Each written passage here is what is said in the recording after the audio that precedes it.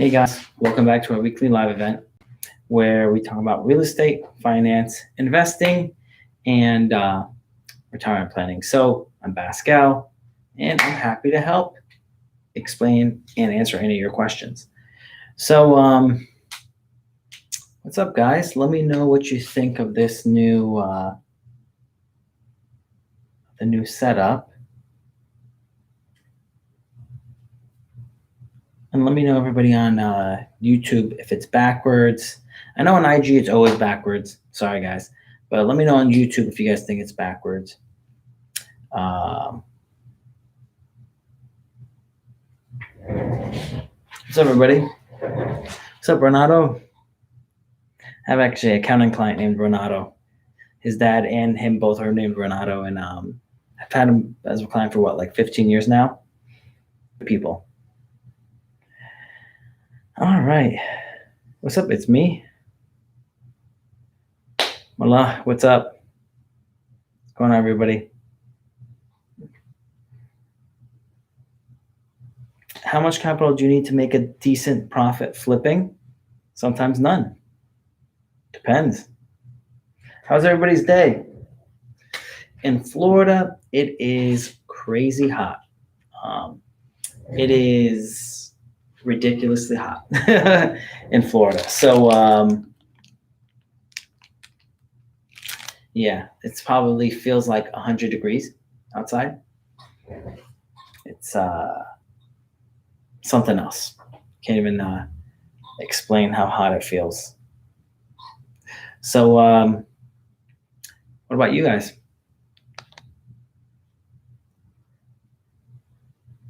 What's up, Valentine? Alvin, Alan says, have I done any wholesale? I almost did, but I decided to keep the property and sell it myself, or actually remodel it myself. So it didn't feel like it. Rather do it myself, keep all the profit. How many houses to be financially free? So, Robert Kiyosaki really says financial free is based off of how much money you need to basically stop working. So it really determines on like how much, like what type of lifestyle you're looking to live, right? Like I was technically financially free at 23 years old, but I had a very frugal lifestyle. It really depends what you want. So if you want to be frugal, it's pretty easy to become financially free. If you're trying to have more of like a lavish lifestyle, be fancy, then it takes a little bit more time. Sam John, Chris Senegal is buying back the block in Houston, Texas. Okay. Hey man, I live in Orlando and I'm 22 years old and have some money saved, but where do you find your first deal as an investment property?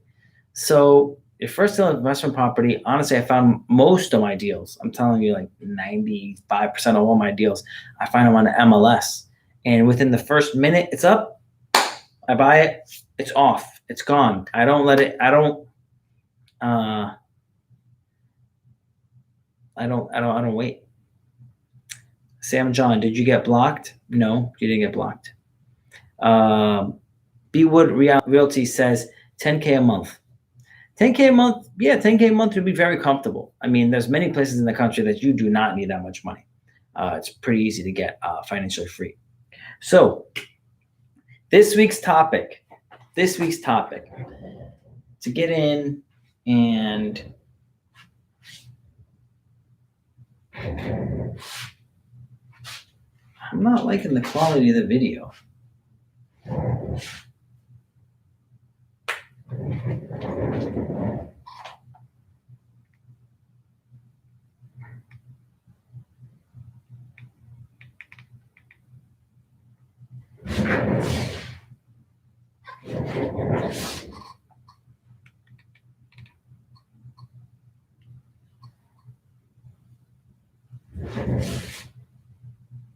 So this week's topic, the future of real estate.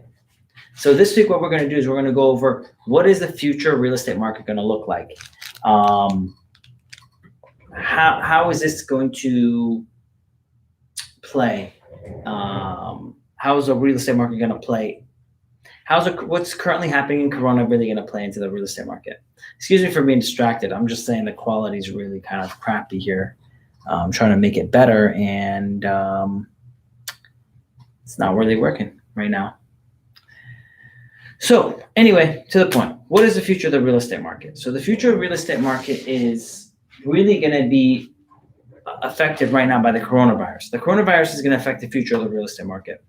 The projection that I had of where the market was going to go really didn't. The coronavirus kind of pushed it to go in that direction faster. So this is where I see the future of the real estate market, specifically like housing. Okay, we were naturally progressing to working at home and being close to the company headquarters isn't as important. So people were going to move away from the major cities like LA, San Francisco, Toronto, New York, Miami. They're going to be able to move away from those centers and move towards more secondary and tertiary markets. What that means is now, since they don't need to live that close to the headquarters, they can live towards the suburbs where there's still a lot going on. And yeah, Boise, Idaho too. There's going to be a lot. Right now, it's going to matter really about the work that they're doing from home. It won't matter how close they are to the office. I still believe there's going to be like more micro hubs spread throughout the country. So you're going to be in a secondary and tertiary market. They're going to have a smaller hub, smaller teams, more compact. They're not going to have one major office with everybody in it. Now, I do believe that when we're moving away from these major city centers and we're working from home, people are going to be spending most of their time at home. They're going to be working from home. They're going to be studying from home. A lot of this stuff is going to be done home. At the end of the day, people are really going to want to spend their time around other people as well. So they're going to move away from the large cities, but what's going to end up happening is they're going to move towards closer to a more of a downtown market.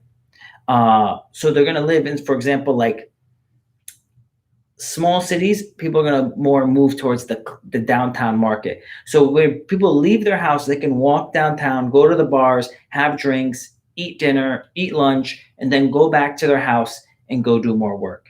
So even though you're going to be moving away from the large cities and investing in these smaller cities, the best return on your investment is to invest in the downtown market. So for example, I've been buying in downtown markets now for the past 15 years, in these smaller cities, but close to the downtown area in these small cities.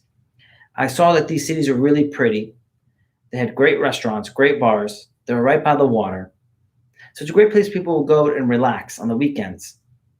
And now those homes are basically have gone up about 5 times in their pricing. I mean, you used to be able to get a home in that area for like $150,000. Now they're going from $500 to $1 million, and this is only in the last 15 years. I believe more and more people are going to move away from the big cities into these small downtown areas, and again, work from home. And then when they're done working for the day, they're going to want to go downtown, eat their food, and enjoy their lifestyle. So that's going to be one major move that's going to happen in real estate. The next major move that's going to happen in real estate is that we're going to have apartment complexes that are going to have, instead of like a basketball court or a racquetball court, tennis court, they're going to have small office centers in the front. So when you rent your apartment, you're renting a 2-bedroom, 3-bedroom for an extra $100, $200 a month, they're going to provide you an office inside of the front of the complex. So you go into that office, you get about 100 square feet. It's about the size of a bedroom. You're gonna have your desk in there. You're gonna have all the internet access, electric, everything you need. And you just put in your own desk, you put in your own equipment, and you can just go there to work. So you're not at home and working. You're going to be able to leave your house and go to the front of your apartment complex and then go there and do work.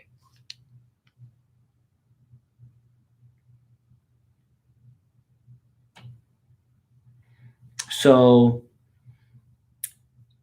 that is my opinion of what's going to happen in the future.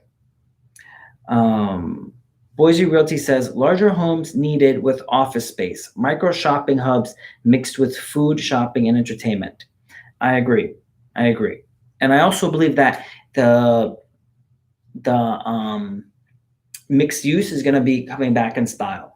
If anyone doesn't know what mixed use is, imagine like those old office or the old style of properties where it's like, you got a little shop here, and you got your little shop here with like a deli or whatever, and then you got 2 levels of like apartments above.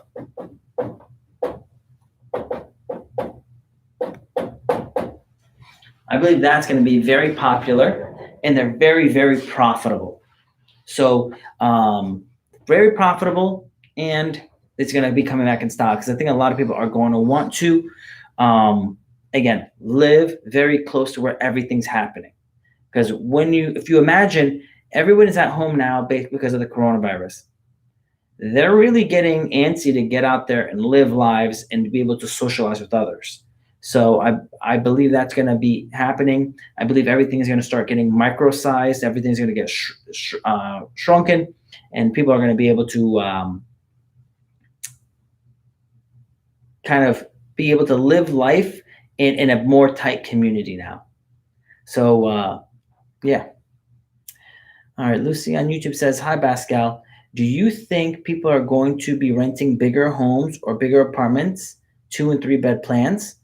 I believe yes and no. So I believe people are going to move out of, say, LA and move into a city an hour or 2 away from Los Angeles and then rent a 3-bedroom house instead of a 1-bedroom. So I believe that is what's going to happen. Not specifically is someone going to move out of a 1-bedroom in LA into a 3-bedroom in LA. That I don't think is going to happen. I do believe those markets are still going to be expensive because people want to live in those areas and they still think that's cool. So there's going to be a demand for that. But I do believe that what's going to happen is a lot of growth and a lot of spreading is going to happen outside of those major hubs.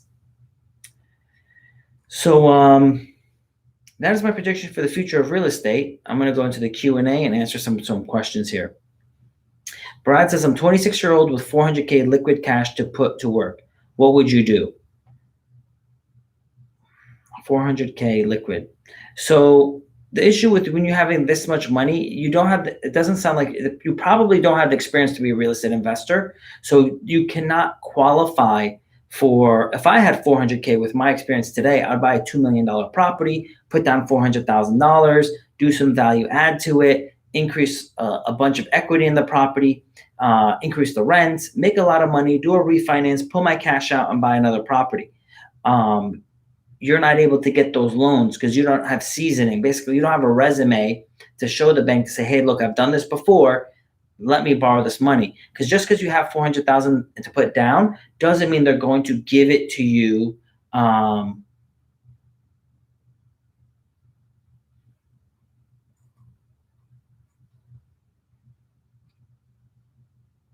it doesn't mean you can be able to do these deals. So what you can do is you can actually team up with somebody where they have the experience and the resume to do deals. And that way you guys can partner together. Dude, you don't need a resume. You just need credit with income. Maggie, that's not, when you're doing loans of over $1 million, you do have to have a resume to get the commercial loans. So I know you need credit and income. Credit and income qualifies for when you're going 4 units or less. When you're over 4 units, you don't even need good credit. You just need,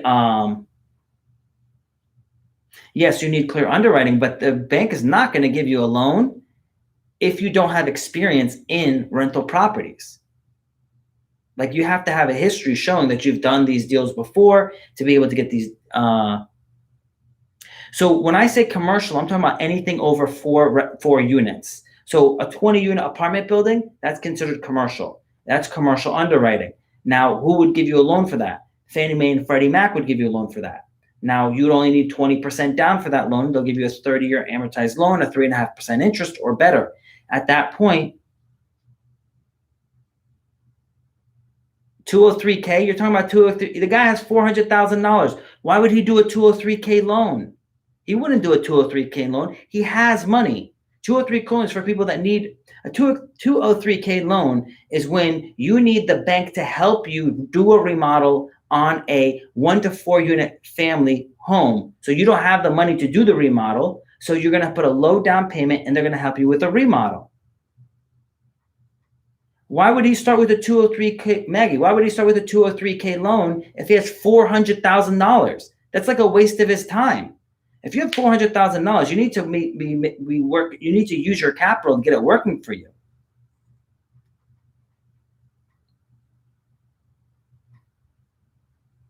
Nope. Type of paper, cheaper rate. FHA 203K is for a down payment assistant with the remodel budget. Otherwise, you just do a standard FHA loan.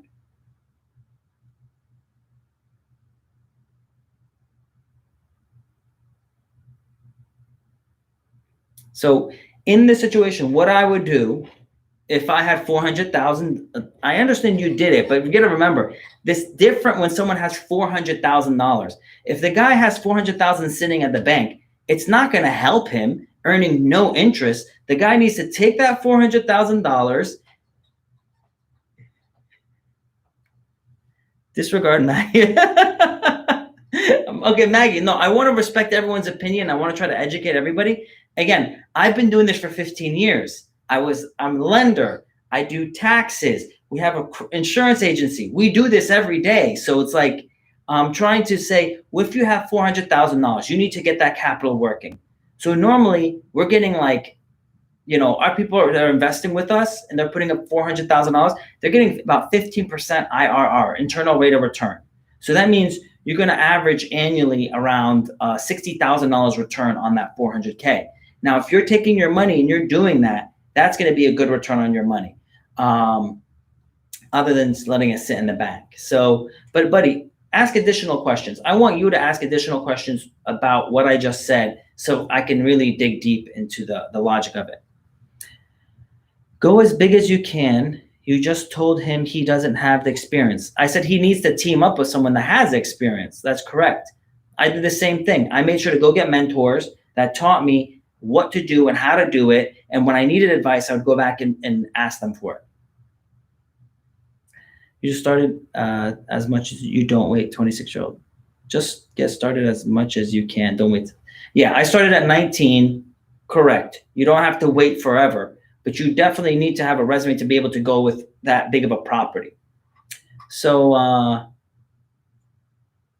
yeah, my focus is being thrown off a little bit. So, so as a lender, what is your qualifications? So qualifications to qualify for a loan is ability to repay, right? That means you have the money coming in every month to be able to pay the loan. So when you have to be able to show that. So you have to, again, show a tax return showing consistency. So even if you have a job income, you have to have at least 2 years of income being consistent. Down payment. So then depending on how much down payment you put down, and your credit will depend on what your interest rate is going to be. At that point, you're going to figure out what your payment is going to be, and you have a debt to income ratio. So all the factors of amount of down payment, your credit, your work history will all come into your ability to repay and your interest rate. Carlos on YouTube says, do you know if one buys a house with a VA loan, can this property be put on a trust or some type of vehicle that is transferred to other name? The acceleration clause won't kick in. So Carlos, in a VA loan, as long as a trust is a personal trust and not like a business or an investment trust, you should be able to do that. But if your trust, if it's over again, if it's like, Carlos's personal revocable trust, then you should be fine. But if you're transferring it to a business trust, then that's when usually your acceleration clause is going to have an issue. Lucy says, intense audience today. Way to go, guys. Yeah, it's a little, it's not our normal Q&A.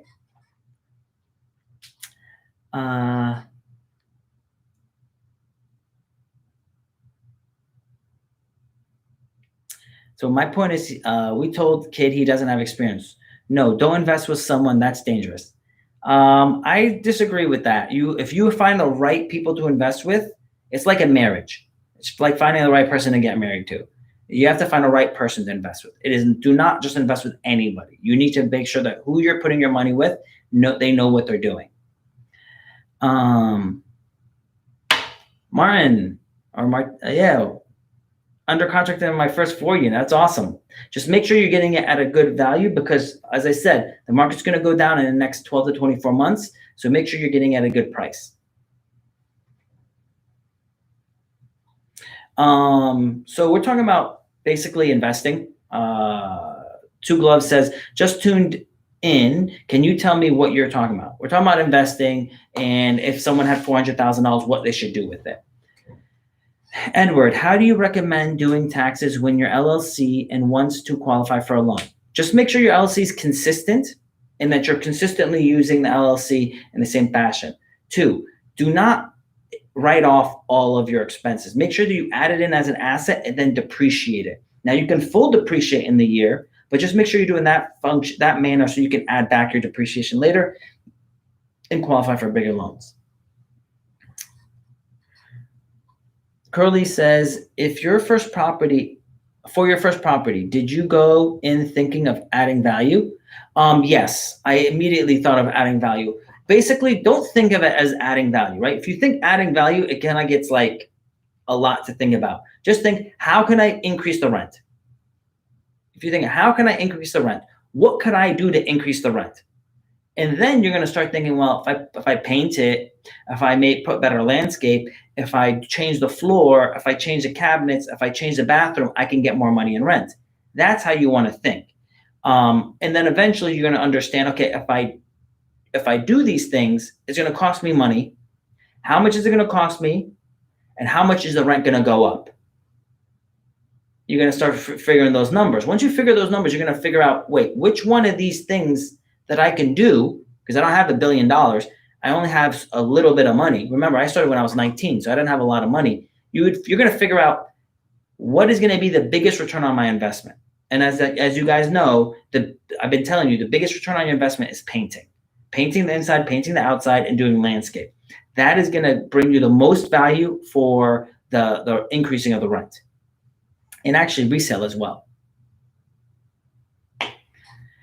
Is it difficult to buy a 4-unit building with an FHA and 3.5% down? No, it is not difficult to do that. You just have to make sure that you meet all the qualifications. And the great part is you can add in the rental income from the other 3 units towards your income amount. So if you're thinking the bank or the broker said I can only qualify for, say, a $250,000 property, well, if you include the rents of those other 3 units, you might be able to qualify for a $450,000 property.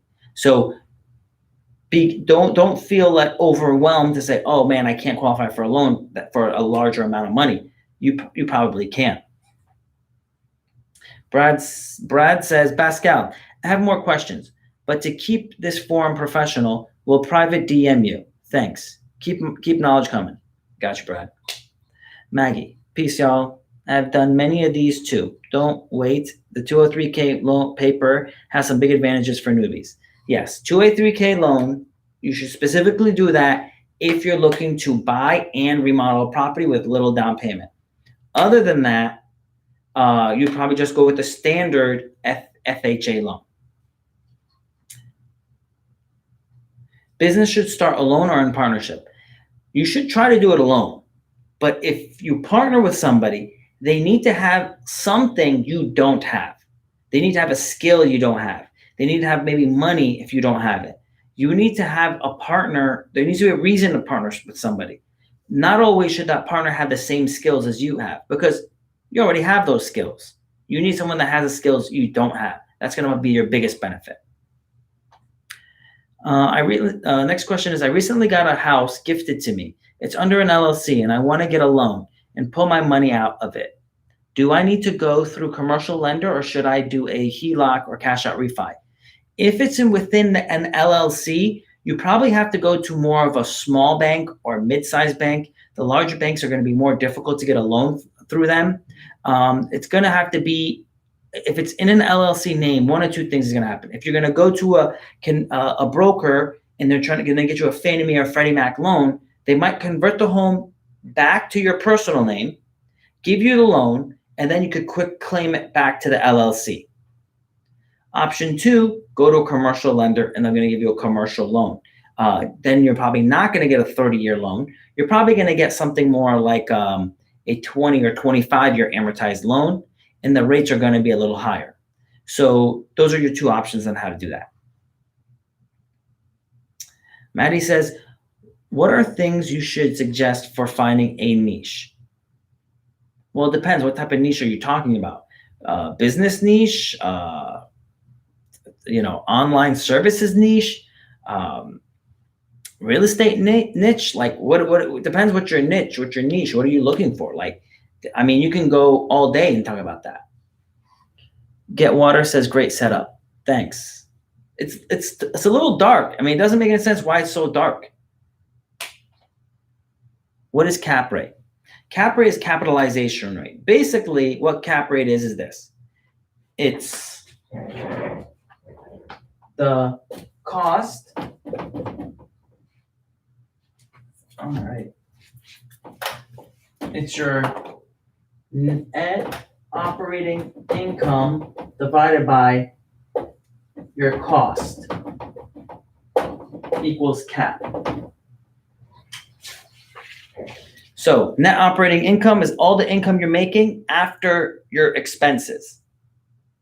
So you brought in $100,000 in rent, you spent $50,000. It does not include the mortgage. So you're left with $50,000 before the mortgage, and say the purchase price of this property was $1 million, you're now at a 5 cap. 50 net divided by the $1 million, you're at a 5 cap. All right. Colonel says, is it worth being a realtor, being a real estate investor to save on the real estate commission? Any rule of thumb? So being a realtor won't hurt you. But don't think just because you're a realtor, you're going to be able to do better, right? Because most realtors are not real estate investors. I'm talking about most. I'm saying like 90% do not invest in real estate, which is shocking to me. Now, it's good to have that advantage of going out and looking up the information on a property. It's great to have that on your hands and not have to really get anybody else involved. But a good realtor, a person that knows their market, that is connected, will be able to get you deals. And at the end of the day, I'd rather let a realtor, even if I have a license, I'd rather give the realtor all the commission, like say all 6%. Let them keep it. Because if the deal's very good, I don't care about 3%. I want to get that deal. So normally the deals I'm talking about, the deals I'm trying to tell you guys to go after, they are very profitable. So you don't want to care about 3% commission. You should just let that realtor have it, because otherwise, most likely what's going to happen is that realtor is going to have a connection with another buyer, and that buyer is going to end up paying the money necessary to buy the deal, and that realtor is also going to get 6% because they're going to get both ends of the deal. All right. So Daniel says, how far do I invest? Because live in PA and nothing for 4 units of its 3 units. It's only 2 and it's 3. Okay. So basically Daniel's saying that he can't find a 3 unit or a 4 unit. And for only 2 units, he's paying about $200K. What I'm going to say, Daniel, is I would just be very patient. If you're not finding good deals in your area and you're in a good market, be patient, because in 12 to 24 months, prices are going to come down and you're going to be able to get great deals. Curly says, do you have a real estate license, Pascal? No, I don't. I've been doing this for 15 years with my own money and I've been doing it with 20 years with other people, and like I don't have a license. Yeah. I mean, what am I? I'm at 35 units right now, and I don't have a license. And it doesn't really matter because normally the good deals, the realtor has a connection. And anytime that I wanted to buy a property that is not on the market, so it's not listed by a realtor, I don't need a license.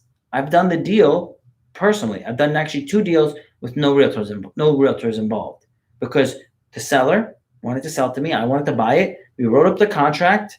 It was done, and I just bought it. And then I took the contract and got a loan.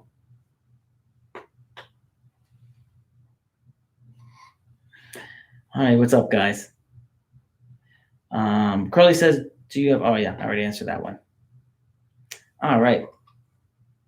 Questions we have here on IG.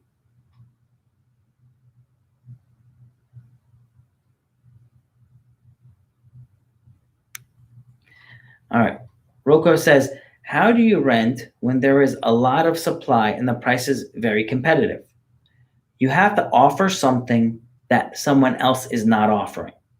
So you have to make your place a lot more attractive. You have to offer special pricing. You're gonna have to offer something that someone else isn't. So figure out what is it that the people in your area want, right? And be able to emphasize that. Like if people in your area don't drive their cars because it's expensive to pay for parking, right? If you're in like San Francisco, a lot of people don't have cars, and they need a bike, right? Emphasize the fact that you have a special place to put your bike, and your bike's going to be covered and it's not going to get rusted. Shoot, if your place is expensive enough and you really need to rent it, buy them a $150 bike and say, bike's included with the apartment. I mean, like, if you really need it rented and you need to save money, sometimes you got to spend a little bit more to get it done. Just something of that nature to really kind of compel people to look at your place above someone else's. Valdez says, how do you feel about land as investments? I particularly don't like land as an investment because, one, let's look at it this way. If you're spending money to buy property, land, right? If you're spending money to buy land, and one, it's hard to get a loan to buy land. 2, the land is usually not bringing you in any money. So now you have this money put out, and you're hoping one day it comes back and is going to grow, and so on. So it's not really bringing you any money. So, and if you're going to get a loan for it, if you do get a loan for it, now you're paying money out every month and getting nothing back in return. Unless you're very wealthy and you have a ton of money coming in and a bunch of money on the side and you just need somewhere to plug it, then yeah, you could buy a bunch of land and just let it sit there. But otherwise, I'd rather you take that money and buy multi-units, because normally what I do is this. I'm buying multi-unit properties in downtown markets where basically I feel the land for this for example, the 16 unit that I bought, I paid $950,000 for the property. The land was worth $950,000. So I'm buying basically land. I spent another $600,000-700,000 on the remodel, and I'm just planning to say, hey, I'm gonna plug this in, I'm gonna bring in money, and then years down the line, I'm gonna have this property's gonna be worth so much more just in land. But I'm having the tenants pay me to pay off my mortgage. That's how I see it. So when you're buying land, is there anything specific that's going to give you money to pay off that mortgage? Because if the answer is no, you don't have anything that land is not going to generate you any money. It's not going to pay off any mortgage. It's just sitting there. You might as well just buy gold. Because if you're just looking to hold something and hopefully it appreciates, you could buy gold and do the same thing. And you don't have any property taxes. And you don't really have liability of someone coming on your land and falling and getting hurt. So unless you're wealthy, or unless you know within a short amount of time that land is going to be worth a ridiculous amount of money and you're going to flip it and make money. So personally, it doesn't make sense. Shepard says, do you get the real estate license part? How does it work? Okay, didn't quite get the real estate license part. How does it work? So you can be a licensed realtor, okay, And then when you're a licensed realtor, you have access to MLS, and then you can do research and find properties for sale and make offers from people to buy their property. And then you can buy and sell property for people. Then at the same time, the question was, Pascal, do you have a real estate license? The answer is no, I don't, because a lot of times realtors are bringing these properties to me, and they're getting the commission to find me these deals. And say I find a property that's for sale, and there's a agent selling the property. Normally, I don't care about the commission, because one, if it's a hot deal, I want the realtor to keep the commission so I can buy the property, so I can buy it. Otherwise, I might lose it. So, two, if it's not a hot deal, I can basically say, hey, I'm going to buy the property. The realtor just wants to get it sold because they're tired of having it sit on the books. So if they're tired of having it sitting on the books, they're going to encourage the seller to sell it at a cheaper price. And what you can say is, hey, let's cut the commissions to 4%, from 6% to like 4% or 3%. Let's use that 3% discounted, since there isn't a buyer's agent, to just reduce the sales price and give it to me at a cheaper price. Either way, you're getting the price at a better rate. So Nervi says, when supply is low, prices in my area are high. Should I build instead, especially when the cost of building is lower? Otherwise, I'm paying premium for the property. Yes, if building is cheaper than buying in the same area, then it's better for you to build.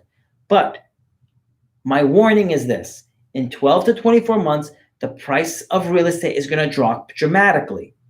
So be aware of that. I wouldn't do anything unless it's an amazing deal. Teen Ambition says, YouTube cut out for me. I don't know. I'm still getting DMs or messages on YouTube, so I don't know why. Everybody on YouTube, everything okay? Carlos on YouTube says, if I have 2 properties and I did get the second one on a VA loan, for how long do I need to live in it in order to make my first property my primary and keep homestead on the first one? That really, it could be a 1 month, right? The time is not specific. It's just the logic. Like, logically, why are you moving out of the second one to move back into the first one? So you could literally be a month. It could be like, I moved there and realized the distance was just too far, and I need to move back into this other one because it's closer to work. That's really what it's about. So Lucy said, it did cut out for a little, but now back. Good. Curly says, what is the most crucial thing to know in order to have the best chance of getting accepted for a 30-year fixed rate mortgage? Also, does it matter which bank? No, normally you should try to get it from a broker, because the broker is going to give you the best price. He's going to be able to find you the best deal. Now,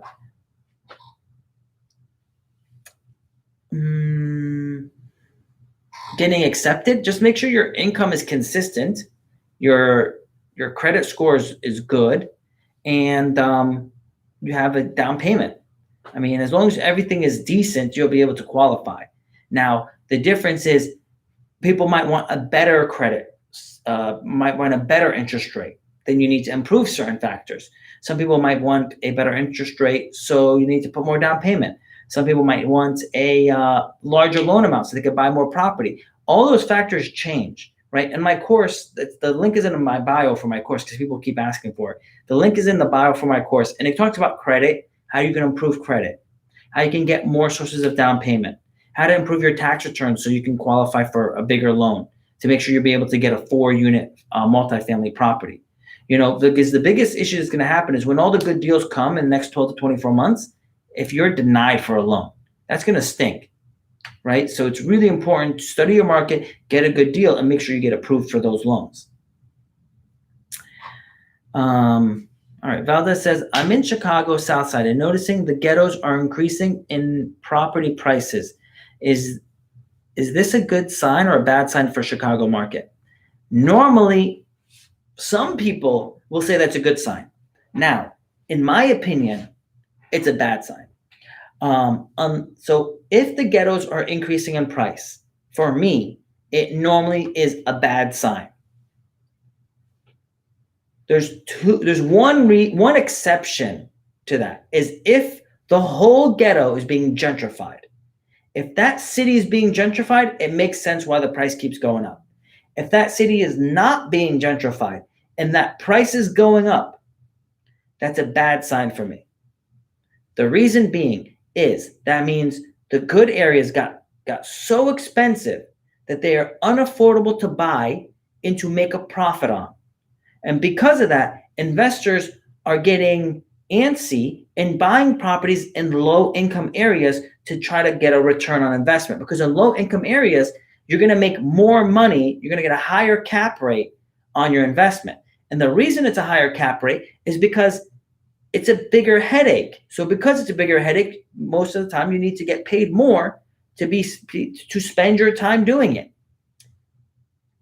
So if people are getting desperate to find stuff to buy and they're willing to go into areas that they don't want to go to buy these properties, and it's causing the price to go up, the second the price of those properties are unaffordable to the people in the area, they're going to have to fall. Because if people in the area can't afford for those payments or cannot qualify for loans, then it's a bad sign. That means the market's going to drop. The same thing I said earlier. I said, once I see California investors starting to buy in my market because California is too hot, it tells me the market's going to go down. When I see foreign investors bringing their money from overseas to buy properties in my area, I know the market's going to go down soon, in the next probably year or two from that point in time. And they've been in my area for about a couple of years now. So it's coming. The market's going to go down. Eventually, LA investors are going to go back. The foreign investors are going to go back. If these people are buying properties sight unseen, that tells me they're getting really desperate to just put their money somewhere. And that means they're making bad financial decisions, and it's going to go down. All right. Daniel says, Pascal, you're right about people moving to the South. Now, many people from my job is moving. So yeah, a lot of people are going to move from New York, LA, San Francisco, Toronto, Chicago. They're moving out. They're tired of it being so compact. They're moving into these markets that are less dense. They're going to move to markets like Orlando, Tampa, Arizona, Texas, and they're going to be in areas where they're going to be by local city centers, but close enough to just walk downtown. Those downtown homes are going to be very, very expensive. You're going to make a lot of money on those deals. Cyrus says, is it an okay time to start a fund? Well, I would be careful about buying anything. I would be very careful about buying anything.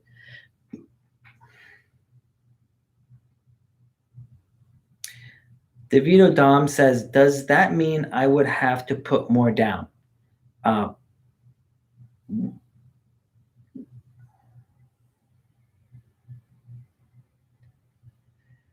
What happens if you want a property but messed up your credit? What could happen is your interest rate could be higher, right?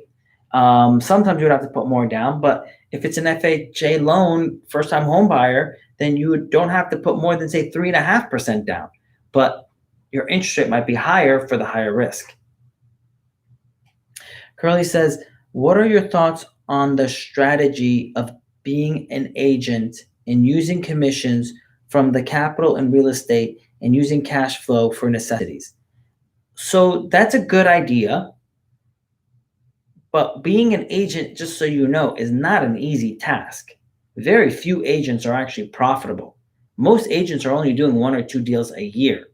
So they have one job, a second job, and then they're also an agent on the side. So don't think being an agent is your trick to make a ton of money, right? I would stick to whatever you're good at. So being in the real estate game, I could have been an agent, but I just didn't like the idea of driving around all day, showing people property. A lot of times people want to buy properties that are not good deals, and I just did not want to be around around that and just tell people no all day. That's not a good deal, right? It's not smart business. Why are you going to push away sales? But because I didn't want to do that, I wanted to avoid that. So instead, I'm a numbers guy, and I was decided, all right, if someone's going to buy a house, let me just make sure they're paying the cheapest price possible for their loan. Let me get them the best deal possible. So I did loans, and I was like, all right, everyone has to do taxes. Let me do taxes. So we have a company that does taxes, and then everyone has to buy insurance. Let me do insurance. So I have a company that does insurance. So my point is, you don't have to be an agent to be a real estate investor. You can do something else in the business. Some people just don't like being in an office, don't want to do sales. You can do construction and then be a real estate investor. So don't feel that you have to be an agent to be a real estate investor. Most agents are not real estate investors. Again, shocking, but it's true. So don't think you have to do that.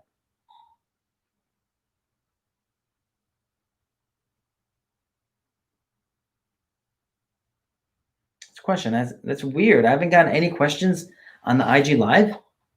Normally I get a whole bunch of questions.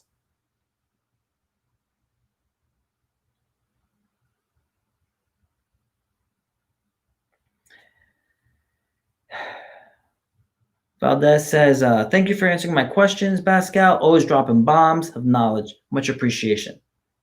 You're good. All right. Would you ever sell a property that is a cash cow or just keep it forever? I'm actually in the process of selling one of my cash cows. I got a property. If you're interested, guys, it's a 4-unit property. It's a cash cow. I'm listing for $299,000. The cap rate, I think, is like 12. It's a lot of money. Why am I selling it? Which is the common follow-up question. The reason I'm selling it is because it's a small property for me now. I'm not into 4-unit properties. I'm into larger deals. In addition to that, I'm into value add deals, very heavy lifts. So I can't focus on something small like this. Third point, it's not in my market anymore. I don't want to go that far and have my people drive an hour to a property that's outside of my area. My program is $997, $997. And actually, it's going on sale July 4th weekend. So it's going on sale for, what is it, 704? So if you DM me, I'll send you a coupon so you can buy it now at the sale price. Anybody else that wants it at the sale price, I don't want you to pay extra now. It's going on sale next weekend. So if you DM me, I'll send you a coupon code, and then you can buy it right now at that discount price. Can you post or pin the property? Yeah, sure.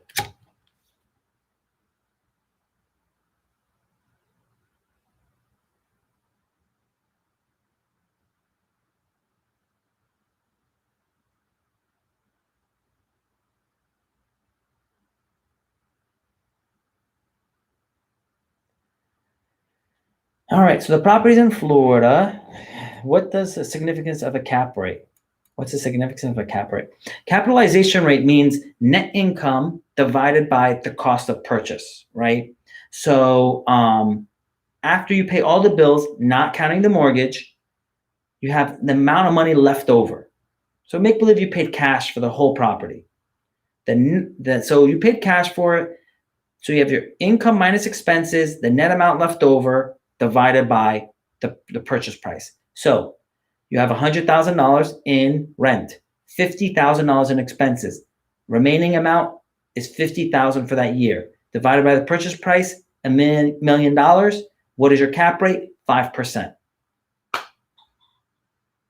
Will I finance it? No, I won't be financing it. I have a loan on it. I'll basically be selling the property, paying off the loan, taking the remaining money, and using that money to buy more deals.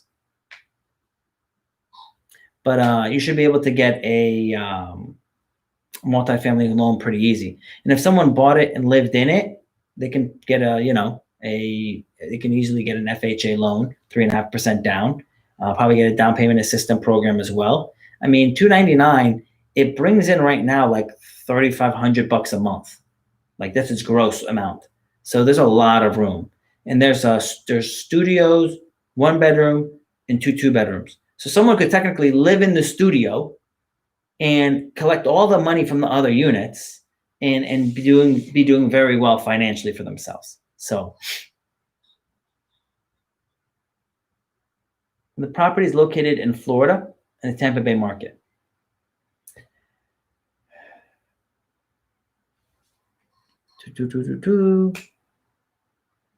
So Curly says, I find it so intriguing how you made an insurance company. What did you get? What did you do to get it rolling? So when I started, I had an accounting firm, right? So I did taxes, bookkeeping, payroll. And then I decided, what else could I do for my clients? And I decided, okay, everybody needs to buy insurance. So what I did is I went out to all these companies, Progressive and all these other large companies, and I basically showed. So I basically went out to all these large companies: Progressive, Mercury, Safeco, Travelers, Gainsco, and a bunch of other ones. And thanks. Yeah. Yes. Growing my hair back out. So I decided, all right, someone's going to call me. They need to buy their insurance. They need to buy auto insurance. They need to buy home insurance. I have 30 different home companies I can put your rental properties in, right? 30 different properties, 30 different options. So I'll then go, what I do is I have contracts with all these companies, and I have a system that go and I'll check all of them. And I'll come back and say, this company is most likely to be the best price. So I'll have one of my agents go in, check in the details, and verify, yeah, this is going to be the best deal for that house. And then I offer that to my clients and say, hey, this is the best deal for that price, and get them that deal. So we have clients here in Florida. We do their business tax returns. We do all their LLCs for the rental properties. We do their personal tax returns. We do their property insurance. We do their liability. We do their umbrella policy. We're going to be doing the loans for them soon. So if they want to do a refinance on the property, give them a mortgage, we do that as well. I mean, we're like A to Z on that side of the business. And eventually, we're probably even going to get into property management, where we're going to manage the rental property for them. So just basically full service. Anything involving real estate, we do. How long do you wait to? How long do I wait to what? Would you buy in Houston or Austin, Texas? Yes, they're both good markets. Again, be patient though, because between oil prices crashing and the stock market crashing, it's going to crash a second time. The real estate market is going to crash as well. So those markets, are going to get hit hard. So be patient. You're going to get good deals. How long do you wait to refinance? Sometimes 6 months. Sometimes it's real quick. It depends how much value is being added. Like for example, I bought a property for $165,000, and I bought it at such a discount. 3 months later, I got a home equity line of credit for $125,000 on that property. So I put a down payment of $40 on that one, and I got back $125. So I went positive $85,000. So it could be fast. It just depends on how good did you buy the deal, how much value did you add on that property. It'll change a lot. You'll be able to move quicker. The better your deal, the faster you'll be able to refi. The worse your deal, the longer. And that's why I discourage also people from buying properties now, unless they're amazing deals, is because when the market goes down, it's going to be hard for you to refinance and pull your equity back out.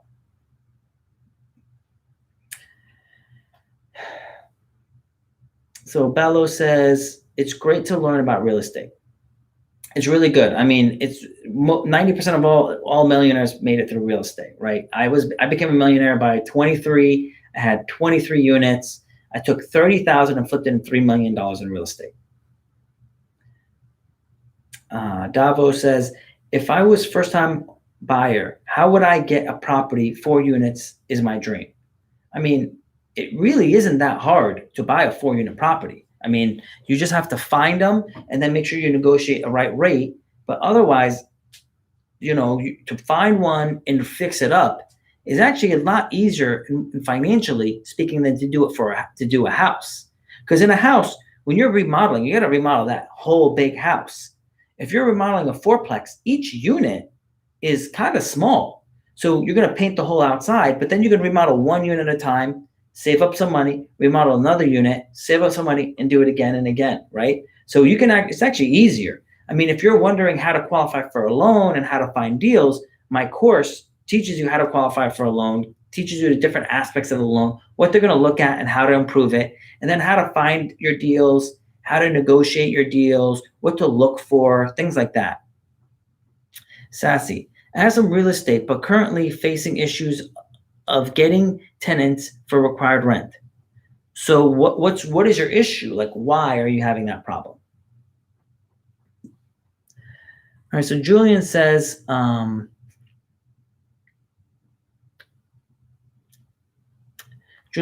what websites do you use to research local markets or search for deals? I use Zillow, but not sure what other portals. So I use Zillow. I use Realtor, because actually there's some deals on Realtor that you won't find on Zillow. It's really odd. I also use Craigslist. And you can also probably use Facebook Marketplace. Those are all different options.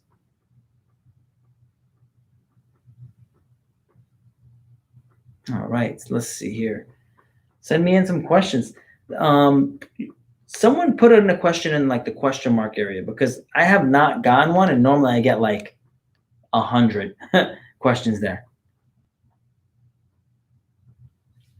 Lance says, see question above. I answered that one.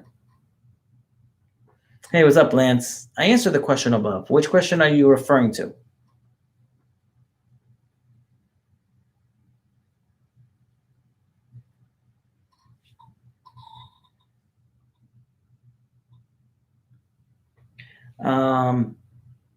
Davo, it's 4% of the total cost. I don't understand what you mean by 4% of the total cost.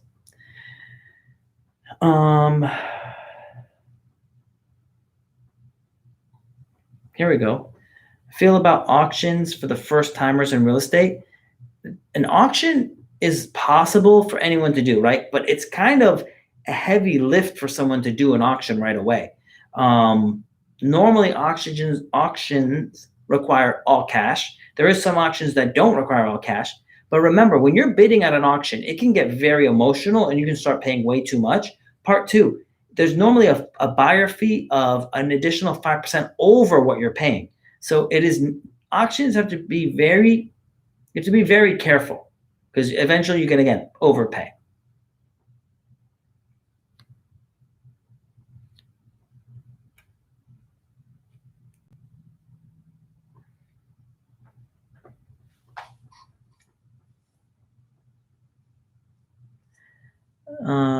Sorry, I missed it, man. Can you hear me?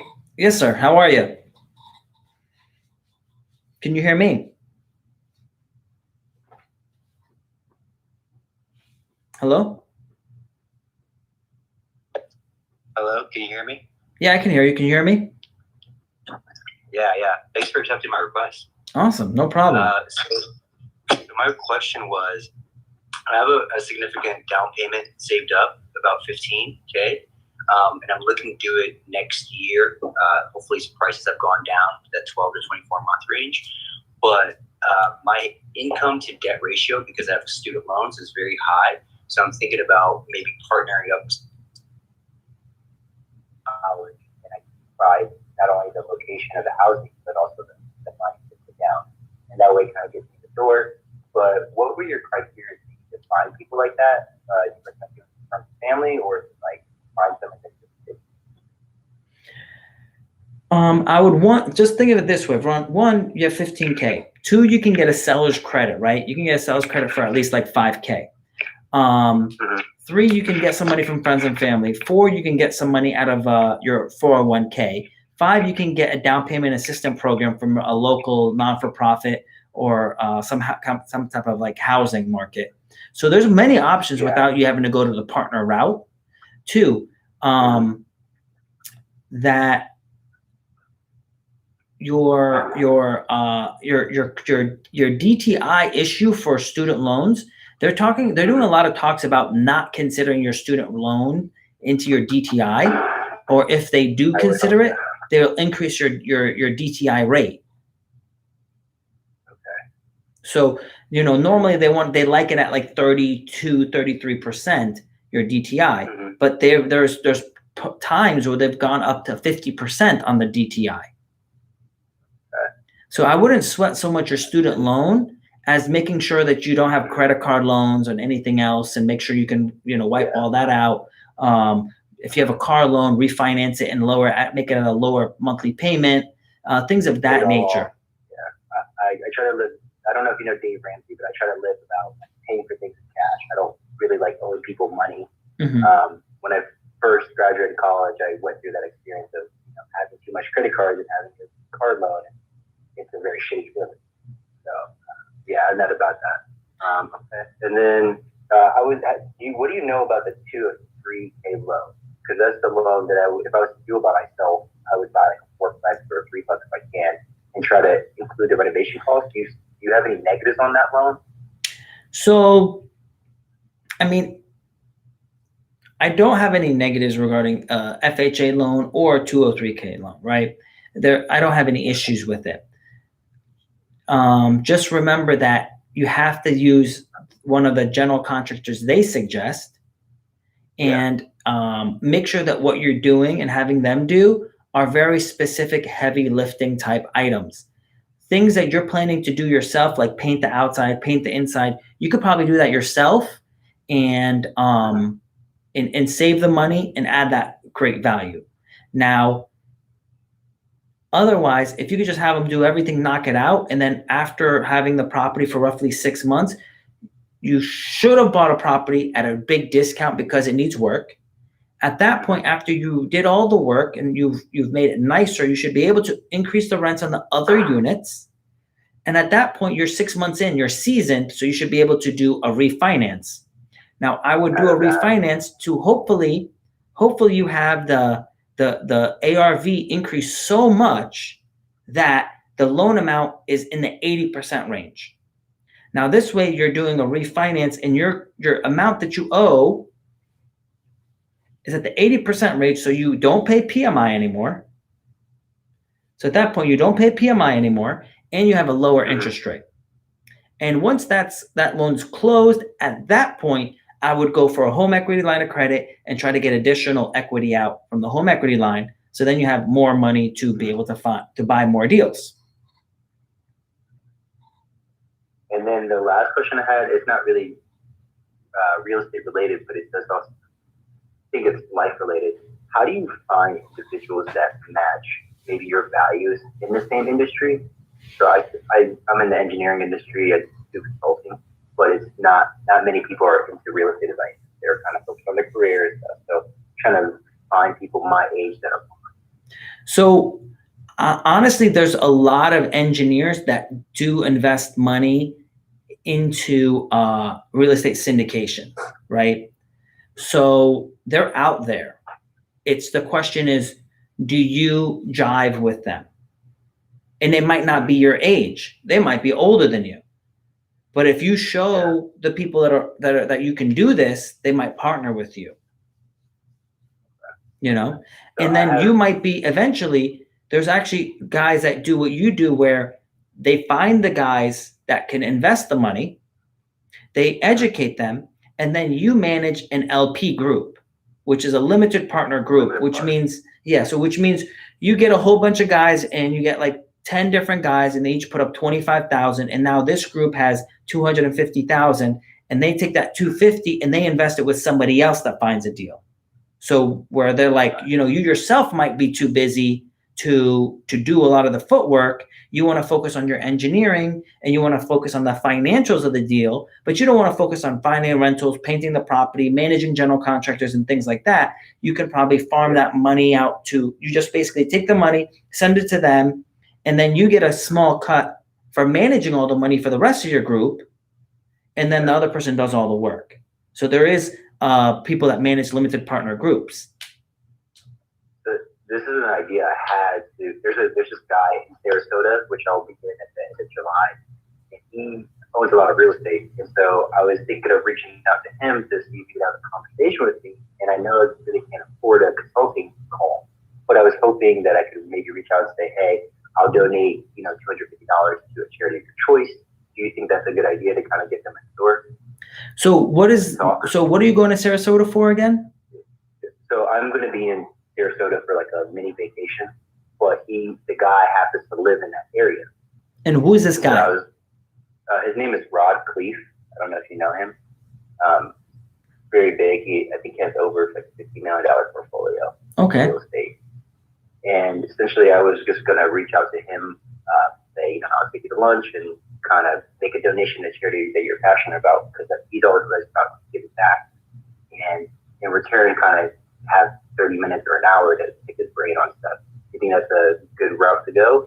It's a good route to go, and it's inspiring. But normally, the advice he's going to give you and where he's at in his life is normally a big gap between where you're at in your life. So it'll be inspiring and it's motivational. Like I have a mentor that I sit with, and he's worth like hundreds of millions of dollars.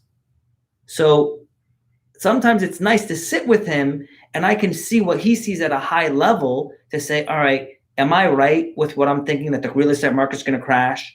Am I right on these opinions on things? And he'll be like, yeah, you're right.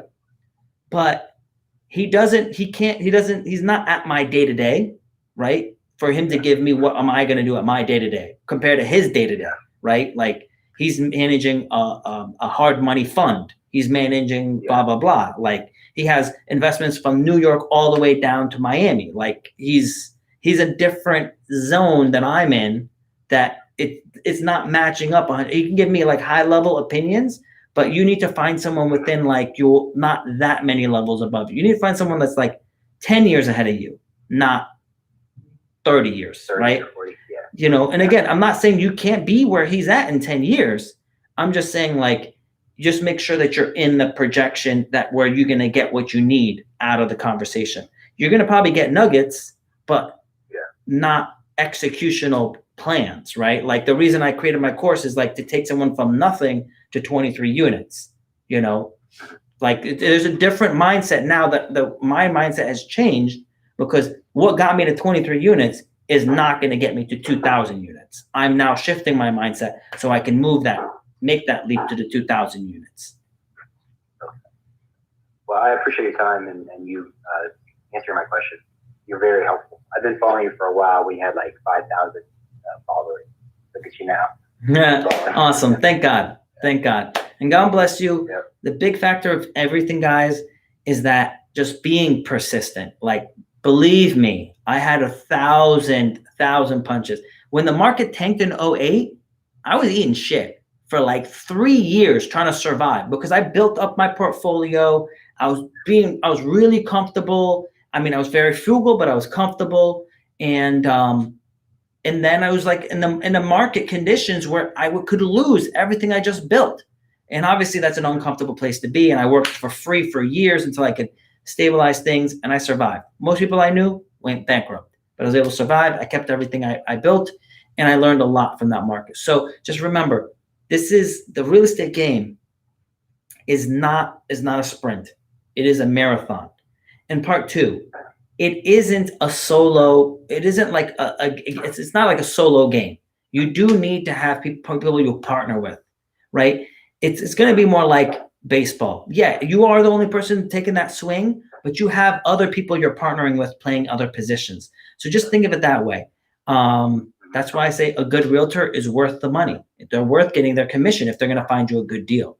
And the same thing with every other position on the team, the mortgage broker, the insurance agent, the accountant. Because again, accountant is very important, because the reason I was able to grow is because of my tax strategy. Good tax strategy is important to be able to grow and keep on getting loans. Yeah. So be blessed. I'll see you next time. Stay safe. That was nice. It was nice to hear. Awesome. So let's see the next questions.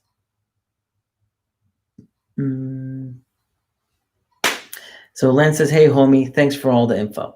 You're welcome. Curly says, right now, at the age of 16, I really want to be in the business of real estate already. And I've been thinking of ways to incorporate myself in business. And I was thinking of feeding investors like yourself deals in your filter um, in getting a small commission from the property I if bought. What do you think about this since I know people like you are busy? So you're 100% right. So Curly says he's 16. So at 14, I started falling in love with real estate, started running deals. I analyzed deals, and I analyzed deals very well because I ran hundreds of deals. So by the time I was 19, because it took me that long to finally buy my first deal, I knew the market so well, I was able to buy a deal. So yes, we must protect Pascal at all costs. What do you mean by that? That's funny. So yeah, it's why did I get so much knowledge? I went out and found people and I started doing stuff for them. They don't have time. I did stuff for them. I worked for them for free. And I'm not talking about 5 minutes. I mean, I worked for them for free for months, just doing anything I can to help them. And in return, I gained knowledge. That's how I learned. Like, if you think about and that's not bragging, this is just be real. To think, I learned credit, I learned taxes, I learned mortgages, I learned how to tile, I learned how to do almost every single part of the construction project. I learned how to rent to people. I learned how to evict. To learn any part of those 20 things or 15 things I just mentioned takes a long time to learn. I learned all those things because I was able to work for them and be able to do each job in the aspect of an actual employee working it. So that's how well I got to know it. And that's how well you guys should get to know it. And Curly, if you're going to go out there and you're going to do something for somebody and put in the work, yeah, they'll definitely give you a cut. They'll give you a commission. And let me tell you something else, Curly. If you're living at home and you don't need money, don't take the commission. Ask for a cut. Say, I want a cut of that deal. I want percent ownership. That's the way to go, buddy. You want it? What did Beyonce? Pepsi offered Beyonce $6 million to do a show. She said, I want it in stock. Pay me in equity. That is the way to go. What's up, Celia? How you doing? All right, let's see. John says, Marhaba, Pascal. For those that don't know, marhaba means hello. Could not make it the last few live videos. Did you get EIDL loan? I'm about to sign it and curious on your opinion due to all of the rules and restrictions. I didn't get the EIDL loan. I actually got some emails saying that I need to go back in and finish some stuff, and I didn't get an opportunity to go back and finish the apps to go get the money. So I did do the PPP loan, and that worked out fine. But I want to go back in and finish that loan. John says, like button smashed. For everyone that said that smashed the like button, I appreciate it. Thank you for always everyone that gave the hearts. I appreciate you guys. I mean, that's really, I appreciate all that love. Liking all my posts, commenting, subscribing, turning on notifications on Instagram and YouTube. I mean, I'm putting a lot of good stuff on Instagram lately, and I'm checking out the likes, and I'm like, I only got 500 likes. I mean, again, I'm not saying I need likes, but what I'm trying to say is we put a lot of work into that stuff. And back when I had 10,000 followers, I used to get like 1,000 likes. And now I have 130,000, 35,000 followers. We only got 500 likes. I'm like, what is that? I mean, like, do these people even, do they still want these posts up? I'm like, again, I'm not like fiending for likes and whatever, but I'm just saying, I'm like, do they just not want these posts? Should I even be putting them up? It's like, so when you like it, when you comment, when you share it, that encourages me to say, okay, you're getting some value from it. So let me keep giving more because I love helping it and helping you guys grow. So John also says, like this new setup, very super clear picture, haircut on point. So for me, it just feels like it's not that clear. Hopefully for you guys, it's clear. But for me, it just feels like it's a little too dark. And I'm working on making this a little bit better too. But trying to consistently add value and make sure that you're learning as much as possible. All right, let's see here. In what can we begin having low capital? I mean, probably learn a trade. Go on OfferUp, figure out how to do something, and then go online and offer that service to people, and you'll be paid for it.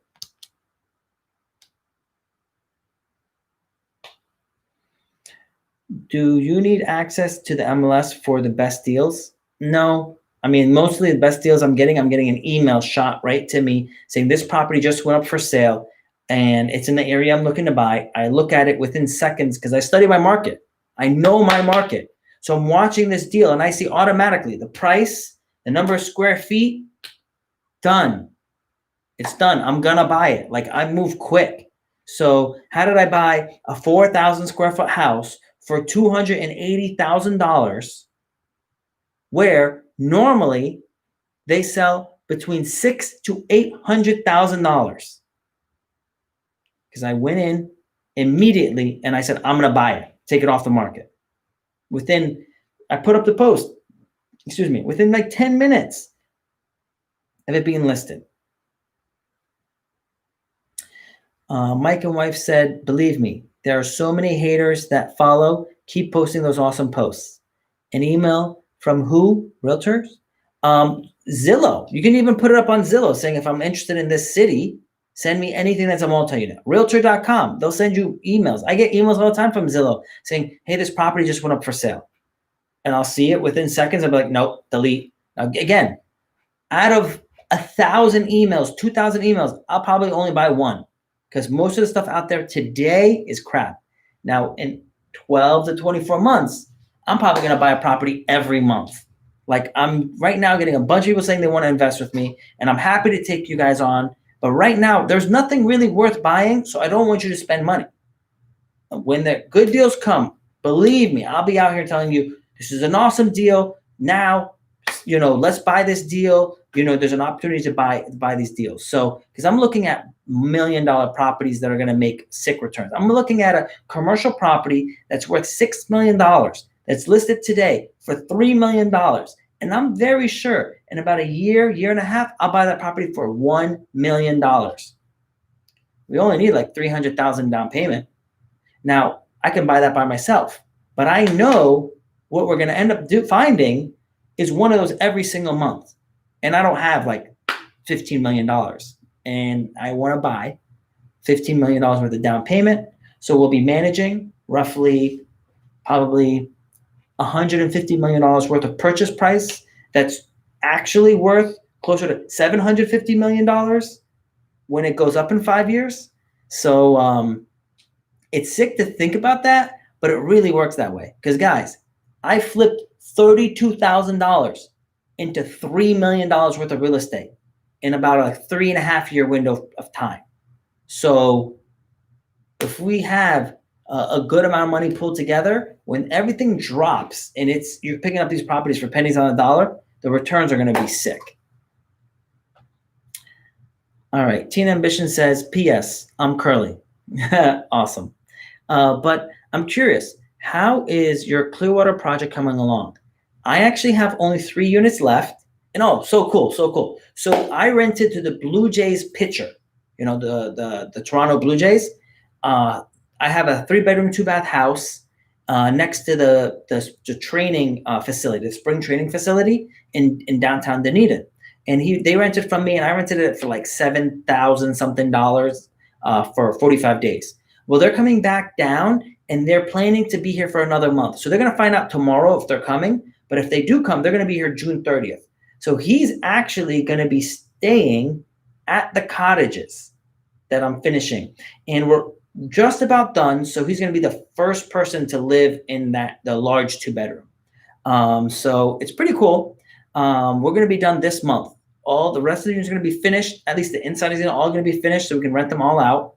The pool is still taking some time. So we still got stuff like the pool and the fence and little stuff like that to get done, but otherwise they're all going to be rented, and it's exciting. And God willing, I'm going to get that refinance. Pray for me. I'm going to do that refinance. I'm going to get a $1.7 million loan, basically pull out all the equity I put into this deal, all of it. I'll have no money in the deal. So I have no money in this deal. I'll probably get about my $800,000 back out, and I'll still make $10,000 a month on this deal. So it's exciting. All Marble Beef says, if you have an agent, they will use the MLS, and when a listing is put on the market, you'll get an email with the property. Correct. If you have an agent, they'll do that as well. Mike and Wife says, definitely want to invest with you. All right. Teen Ambition says, sounds great. Yeah, I'm excited. I want to get this rented. I want to get it done. We're supposed to close today on that 4,000 square foot house, but it got pushed back till tomorrow. So I'm just trying to move in and out. Again, the only reason I'm buying that house, I'm telling you guys not to buy deals. The only reason I bought that house is I bought it under 50% of finished value. It's going to cost me about $100,000 to finish it, and we should be able to be done with 3 to 4 months. So we're going to be done with it and sold before the market's going to go down. I am not going to keep that property. So that's the reason. The other property I have, I'm going to buy. I bought it. I remodeled it. We're almost done. We're going to do a cash out refi. So even if it falls, it doesn't matter. I have no money in that deal. So that's why you see me doing those specific deals, and why I'm telling you guys to be very careful about what you buy, because I don't want you to buy something high and then lose all your equity and you can't do a refinance and take your cash out, or get a home equity line of credit and get your cash back out. Also, who knows how the rental market is going to be, right? We do not know how many more foreclosures are going to be coming when all the rest of these businesses start shutting down. All right, Lance says, I just built a new construction house as my primary residence. I am thinking about buying the lot next to mine to build a rental property. Do you recommend new build or existing home remodel for rental property?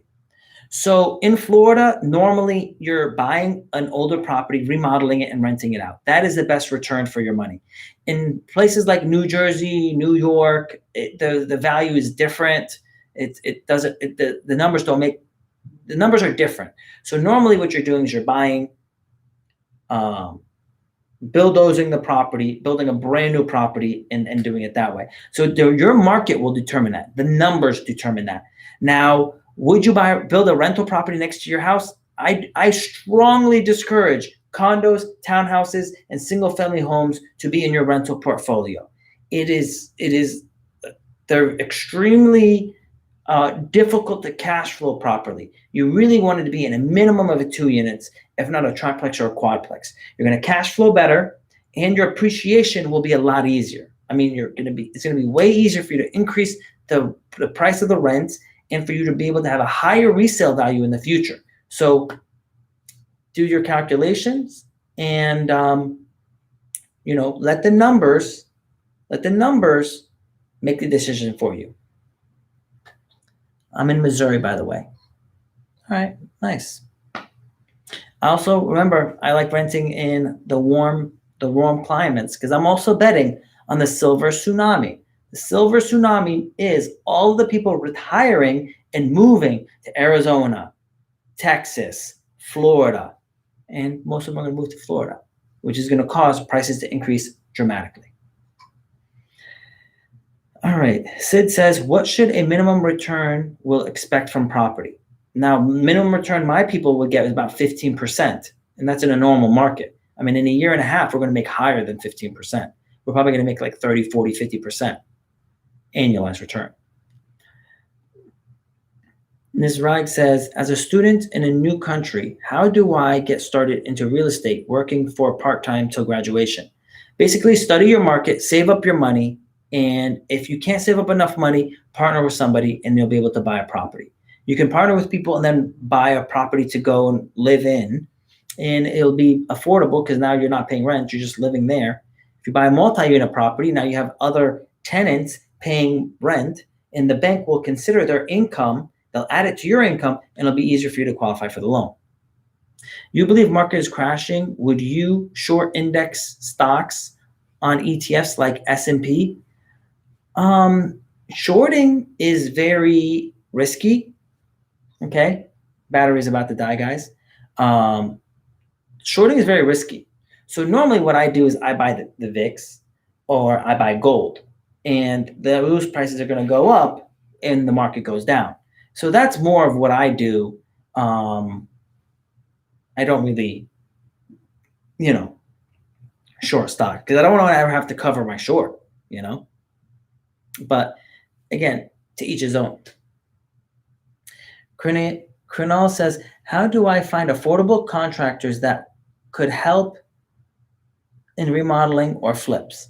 Would you give a project to a single company or hire individual contractors for each job? It depends on the individual. Really, it really depends on your individual skills and so on. I think gold's going to go up.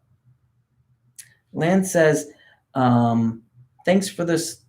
Thanks. I just stumbled on your Instagram. I'm a loan officer in Missouri, licensed in 13 states, enjoying all the info. Subscribed and liked. Thanks, Lance.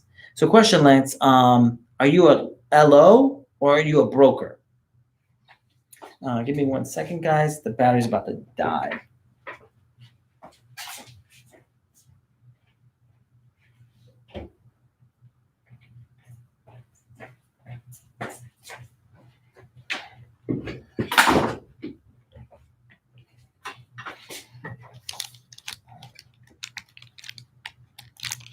Yes, I'm an LO. Well, Lance, I have a brokerage, so maybe one day we'll work together. I am looking to expand to hire more LOs in other states. I'm actually in the process of building an app where I'm going to be offering financial services across the country. So the real reason why I'm on Instagram and why I'm teaching everybody for free is I want everyone to learn how much I know. So when I put out the app, everyone is really happy with the money they can make via the app, and consumers are going to be able to use the app and save a lot of money compared to going to the banks. So quick question, Lance, as an LO, what rate are they paying you, if you don't mind me asking? April says, hi, Pascal. As an investor, what is your opinion of the for sale by owner? Most buyers do not follow through, and as I understand it, if they are late on one payment, they owe a huge amount of money. Well, for sale by owner and loans are two different things. So are you talking about for sale by owner, or are you talking about owner financing? What is an LO? LO is loan originator. So a loan originator is, so instead of going to the bank, you can go to a mortgage broker office, and you have loan originators there. They're licensed by the federal government to do loans. And basically, instead of going to Wells Fargo or Bank of America Quicken Loans, you go to them, and they'll check 5, 10, 20 different mortgage companies and find you the best price on your mortgage. So, and usually, like 99% of the time, they're cheaper than the banks because they get them at we get our mortgages at wholesale and provide it to you at a discount. Compared to the banks, they charge a lot more. Do you believe in Bitcoin and its future with currency being devaluated? So, do I believe in blockchain technology? Yes. Do I know Bitcoin is going to be the winner in blockchain technology? I don't know that. But I do know blockchain is going to be the future. It's going to be blockchain everything. It's going to be like me putting a ranch on everything. Blockchain is going to be everywhere. So, it is that. Now, the future of currency being devaluated, currency is always being devaluated. There's always printing. You can guarantee that if it's a Democrat or a Republican in office, they're going to spend more money. They're going to print more money. That's going to happen. April says, maybe owner financing. So owner financing is when you sell a property to someone and then you hold a note. I've done 2 deals with owner financing. I've always paid the bills. I've always paid the mortgage. And then normally later, after the equity's been built up, I refinance the property and pay off the old owner. Normally, the old owner is actually upset that I paid them off because they like getting that money coming in. So for me, it always worked out because I have an 800 credit score. I'm never late. They love it. And also they save on the taxes because when I pay them monthly, they only have to pay income tax on the amount of money they received. They don't have to pay income tax on the sale price of the property. So they can actually, chop up the amount of tax they have to pay over time. So you got to be focused.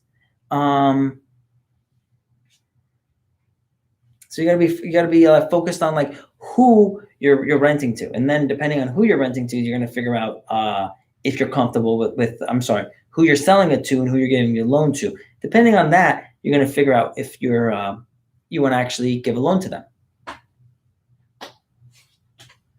So it's on BIPs and salary, gross around 300 or so. That's really good. It's really good. So Lance, you need to start investing into real estate, buddy, because if you're grossing that much, you really need to start investing in real estate so you can depreciate your assets and then be able to write down how much money you're making from your 9 to 5. Which, if you're making 300, it is not 9 to 5. You're probably putting in 80-hour weeks. Yeah. So also you can be a partner with someone else as in the investments and then be able to use the depreciation on that. Like my recent deal, the Safety Harbor complex, right? The 16 unit, we bought it for $950. We put in about $600,000, $700,000 into it. Well, if you used a special calculation for the value of the property for your depreciation, it's a cost segregation model, it's called. You can devalue the property even more aggressively than the normal way. So even though, say, you made $50,000 that year in income, on your taxes, it looks like you lost $50,000 or lost $100,000. So now you can write off the $100,000 against your income, and you're saving a ton of money. Especially if your main focus is real estate, being an LO, you'll be able to help write off your income and save yourself probably 35. You're probably in the 35% bracket, so you'll save another $35,000 in taxes.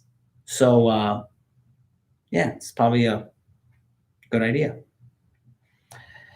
Lance says this stuff is gold. Important to know before my first investment property. Thanks, bro. Definitely important. The big issue with someone like yourself is the small deals aren't worth your time. And the small deals will make a very small hit towards your income taxes. The other side of it is this: you need to do a big deal to make a big impact on your income taxes and so on.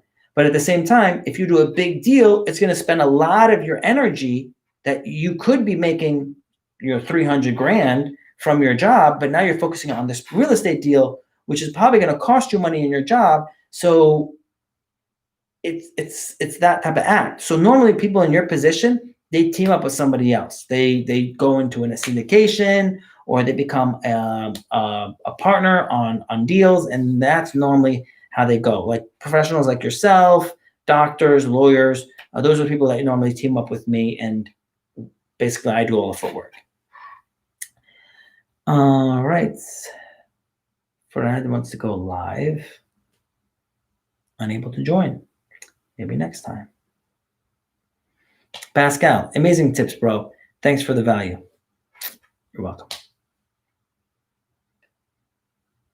What's a good method to be focused? The best way to be focused, honestly, like say, let's talk about IG. Unfollow all of the girls just showing ass. Just unfollow. Because it is so distracting if you're just like ass, right? Like focus on following other business people, right? If you do that, what you put your mind on, whatever you focus on will expand. If you want to get better at working out, put up your numbers on the board and highlight it. I was a competitive powerlifter. I'm still a competitive powerlifter, but back then I used to go to a lot of competitions. So Mike and wife says, laugh out loud, ass. So I used to go to a lot of competitions, and I was 140 weight class. I was 140 weight class, and 142. I think it's 142. I was in 142 weight class. And my goal was to do triple my body weight, right? And I never got to that goal, right? I'm not going to go say that. I never got to that goal, but I did do 333 pounds on my competition. That was my bench. And what I would do is I would highlight on this little, scale to say, all right, my goal is, 400. And right now I'm at 200. And then I'll be at 300. And every 5 pounds, I would highlight more and more and more as I got towards my goal. So when you do that, when you focus on your goal will expand. It will grow. You'll be able to get there better. So whatever your goals are, put them up there.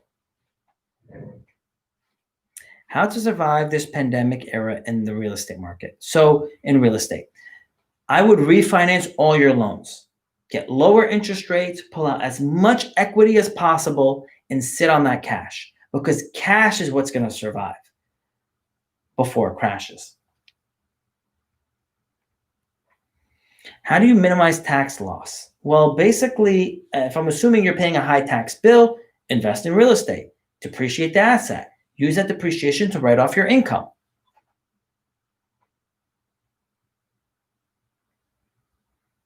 All right. Bernia, shout me out. I'm your biggest fan. What's up, Bernia? Michael Wife says, how do you manage the hours in your day between work, Wing Chun, working out, family, etc.? I feel like there isn't enough hours in the day. Alex, what's up? What's up, Alex? So, Mike and Wife, you're right. There literally is not enough hours in a day. And what you're going to do is, I don't watch TV. I don't really focus on anything other than my things. My business is my hobby. My hobbies are my hobby, right? My family is my family. Like, I focus on everything. And I invest the time where I want to focus that time.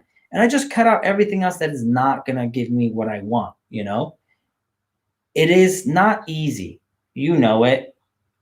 But just find out what you like, right? Like, I like real estate, so I'm in it. I like investing, so I'm in it. So carve the time out, put it in your schedule, and go and do it. And if anybody gets involved, if your family gets involved, you stop them. Hey, Tuesday night at 6 p.m., I am powerlifting. Thursday night, 6 p.m., I'm powerlifting. And if they ever try to say, well, we need to do this and we need to do that, we need to do this together, they need to understand is that you need to be the best you possible. And if you're constantly giving yourself to your family, you're not able to improve yourself to be more. And if you're able to go and do those other things, you're able to come back and be stronger and be better.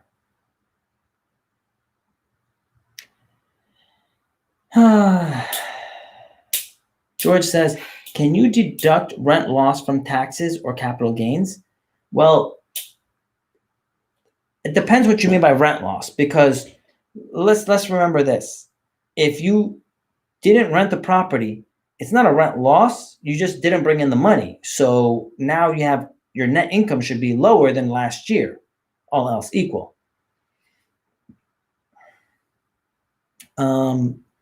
Vakara says, what do you think about Tai Lopez? Tai Lopez is okay. But it depends what you want. Like, if you want encouragement and whatever, you're good. But if you want practical knowledge, you have to go to whoever has that practical knowledge that you want. Like, I teach real estate investing. So people who want to learn about real estate, follow me. People who want to learn about personal finance, they follow me. How to get their credit better, how to do their taxes better, how to find deals, how to invest. That's basically what I teach. So I don't know what Tai really teaches. He's just kind of more on that, showing off the stuff he has and that type of stuff. I really don't know what he teaches.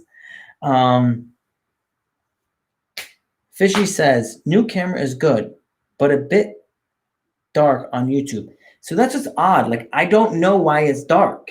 It doesn't make any sense. So I don't know. I gotta figure something out. George says a tenant not paying. So if a tenant's not paying, it is not technically a rent loss amount. So because it's just your net income is gonna drop. So you're automatically gonna have a lower tax bracket.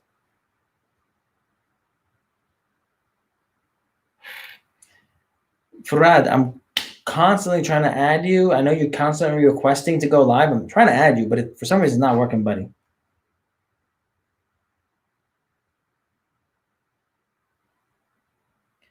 Do you smoke weed? I don't smoke weed.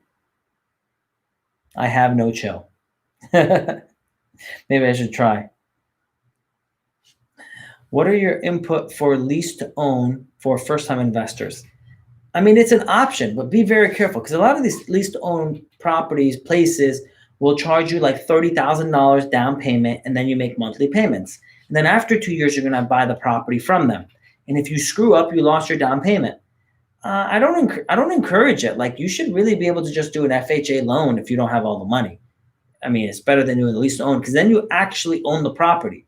With a lease to own, you're just leasing it. If you screw up, you lost your money.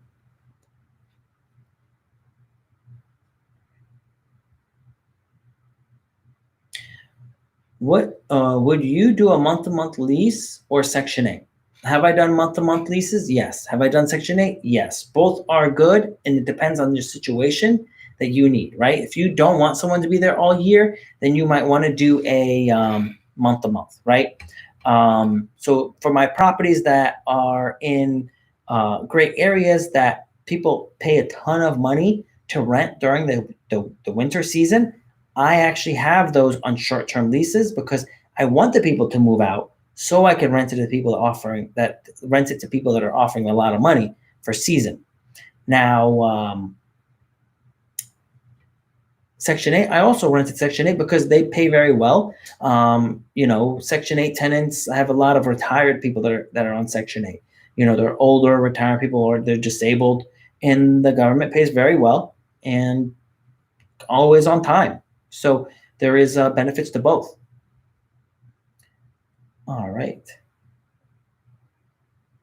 What was my first move? My first move was to study my market. Because when I studied my market, I understood what the pricing everything was. It was easy to go and get deals. What's the eviction process in Florida? Does it vary from county to county? It does vary from county to county. I've done evictions in multiple counties. I did it by myself before I could afford to pay a lawyer. So I understood eviction process pretty well. It's pretty easy. I went up without a lawyer. I evicted a tenant in about 3 weeks. If they got a lawyer, it could take about 5 to 6 weeks for me to evict them. So I would go up against the lawyer and still win. So if you want to understand it, it's not hard, but just make sure you're complying by all the rules. Yeah. Thanks, Louis. That's fresh vape. It's hot out there, boy. It's hot out there. I was lifting in the gym. It was 89 degrees outside and 55% humidity. And I was in the box with like 10 of us squatting and with no window. Dude, it must have been like 100 in there with 100% humidity. It was crazy. Squatting heavy. Well, it was sick, but it was a good workout. Michael Wife says, have you ever had a person rent from you that other renters dislike and constantly complain about? What do you do, and can you get them out based on that alone? No, you cannot get them out based on that alone, but you should get them out because what did the Bible say? A little leaven's a whole bunch, right? Like, I've had a great property, like my best property. I moved someone in thinking, oh, they're okay. Well, that person was like crazy, and then they teamed up with another person, so the two of them went nuts, and I had to evict I had to evict 4 people out of a 7-unit property just so I can show, look, I'm not messing around. I don't care. You guys are out, and you gotta get them out. like because they're gonna make the whole place just bad. OMG musky AF. Yeah, you gotta get rid of it because they'll bring bugs. They'll bring their cats are gonna have fleas. Other places are gonna get like it's definitely gonna pull your place down. Bad attitude is the worst. I cut bad attitudes out of my life. It could be family, it could be friends, especially employees. Energy. You need to bring positive energy towards you because any of that negative energy, man, is going to pull you down and pull down the vibe of your community. How do you study market? What specifically are you looking for in your desired area of interest? So,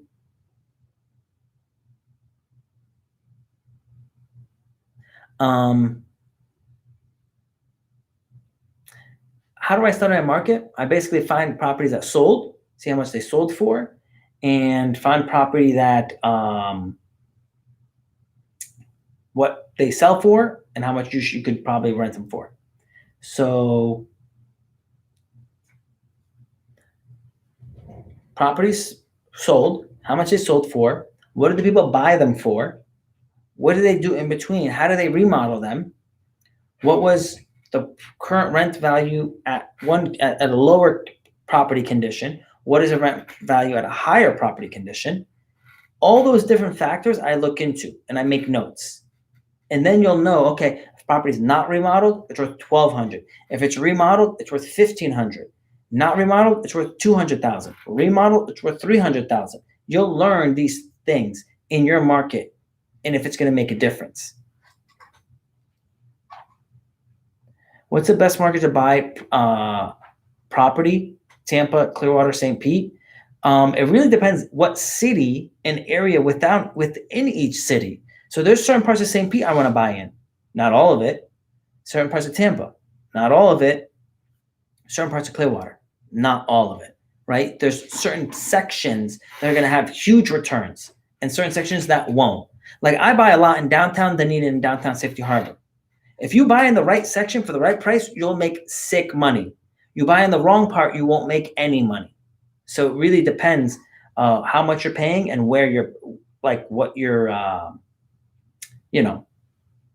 those deals.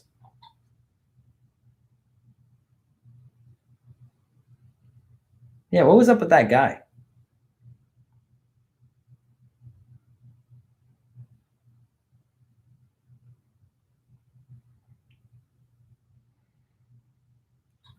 Hey, Pascal, the school district and the community in which the property is in matter. Yes, because normally good school districts bring in a lot of tenants and bring in a lot of buyers. So yes, they'll do better than bad school districts.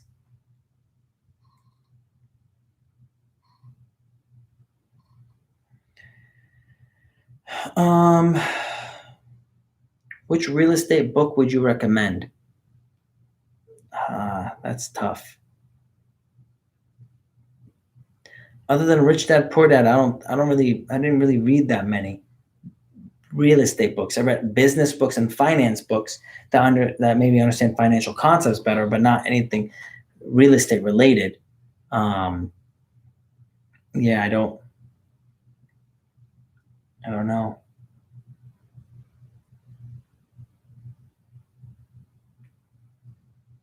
Is St. Pete a good area to do Airbnb because of tourists?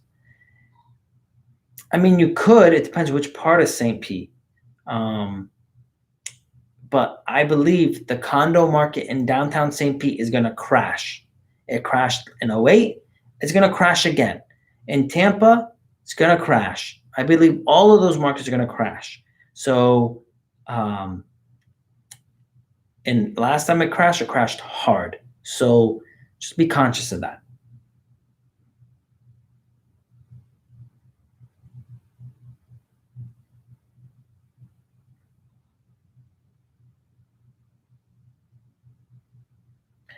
Well, whoever Celoio, whatever, for all these people, most of the people that are following me already invest in real estate. So they know what I'm telling them is accurate. What school districts there are highly high, with school districts there are high property taxes.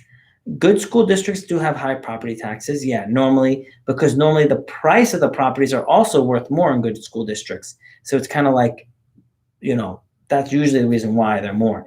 And why they have better school districts is because higher property taxes means there's more money for the schools.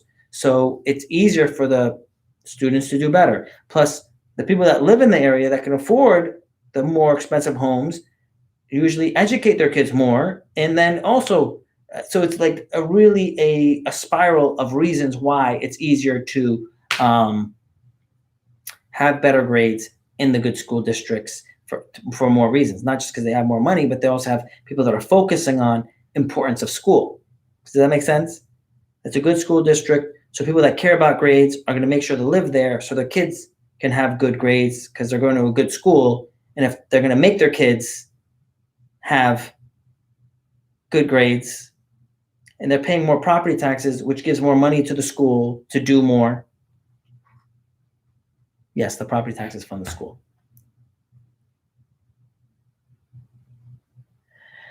Oh, well, thanks, guys. Thanks for sticking up for me. I appreciate it. So anyway, so I read Manny Koshbin's books, right? I read both of them, and they were really like encouraging, but they really weren't detailed in like how to invest in real estate, right? Like even Rich Dad Poor Dad was not detailed on how to invest in real estate. Like it gave you encouraging. It was encouraging to do that, but like other than a course, there really isn't something that's going to be doing that, right? Yeah, I don't get it. There's a lot of very rude people lately, and that people have never even seen before. They just come up, say negative things, and they bounce. Make sure you have property insurance. Make sure you have general liability insurance. Make sure you have umbrella policies. Protect yourself. All right. Lucy says, I was going to say the same one, George, by Ken McElroy. Ken McElroy is good. Ken McElroy is good. Easy to read.